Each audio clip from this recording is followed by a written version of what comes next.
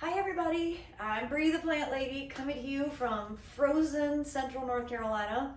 We still have snow on the ground from last weekend. We have another snowstorm that's supposed to arrive in the next 24 hours. We have not really been above freezing all week. It's just been my absolute nightmare. Like, this is why I left the Midwest.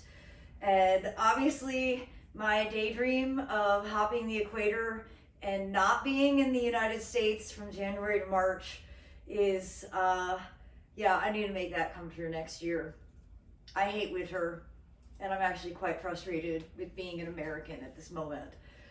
But I want to focus on plants because I want a little hope in my life. And we've been really cold for North Carolina standards. Okay, remember, North Carolina, we don't usually have long periods where we're below freezing. And we've had quite a few nights where we've been in the low teens, and the greenhouse isn't heated, so it stays slightly warmer, but not that much.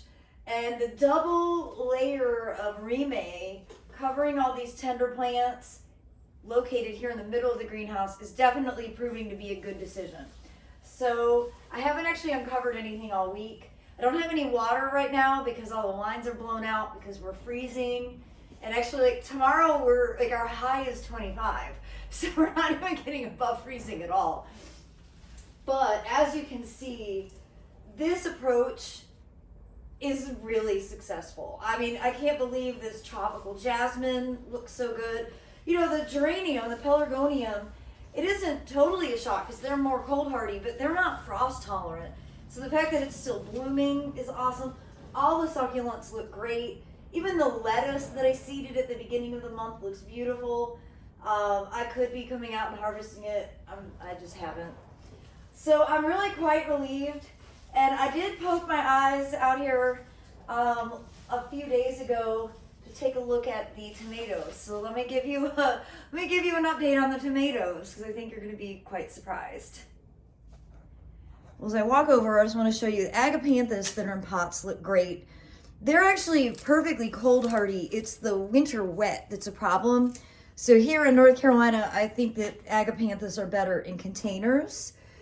This poor citrus it has insect problems and it has some frost damage as well.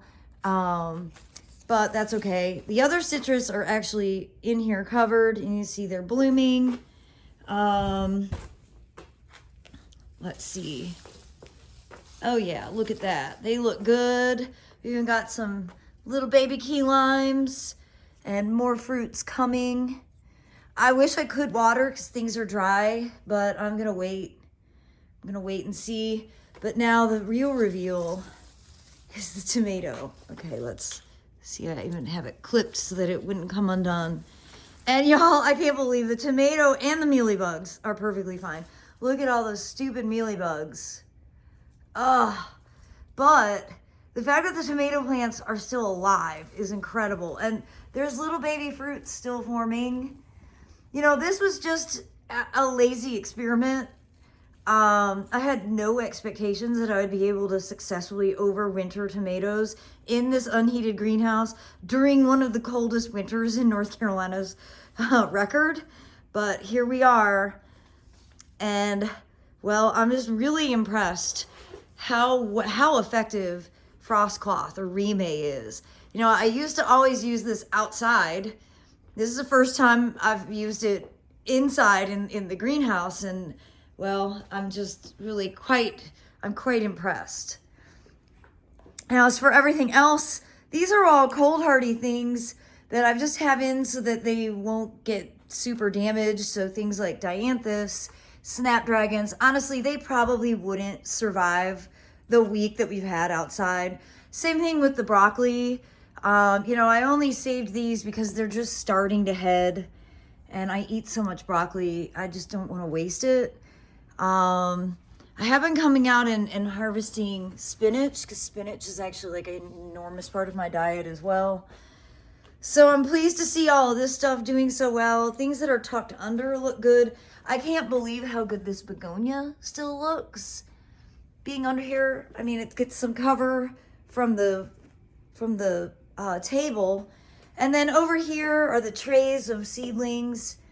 that are just waiting to get planted in the wall and then to replace the broccoli that's bolting in the tower. But again, I'm not gonna do anything till we start to get milder weather. And I'm like really claustrophobic in here in the greenhouse just because it's like stuff is everywhere. So I'm really hoping that by Valentine's Day, the weather has gotten back to normal.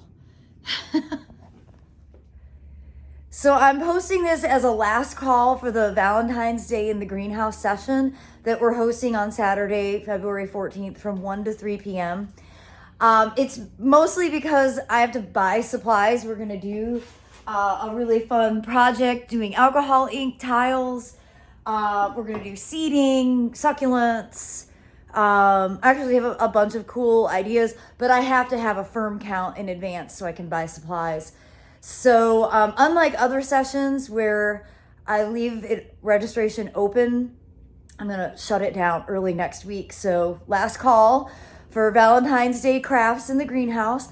Obviously, my hope is that it'll be warm enough and my table will be able to be cleared off so that we can use it in all of our sessions. Maybe by the middle of February, we'll be back to unseasonably warm weather because nothing makes sense in 2026. Anyhow, I'm going to post a separate video walking around outside. There really isn't much to see.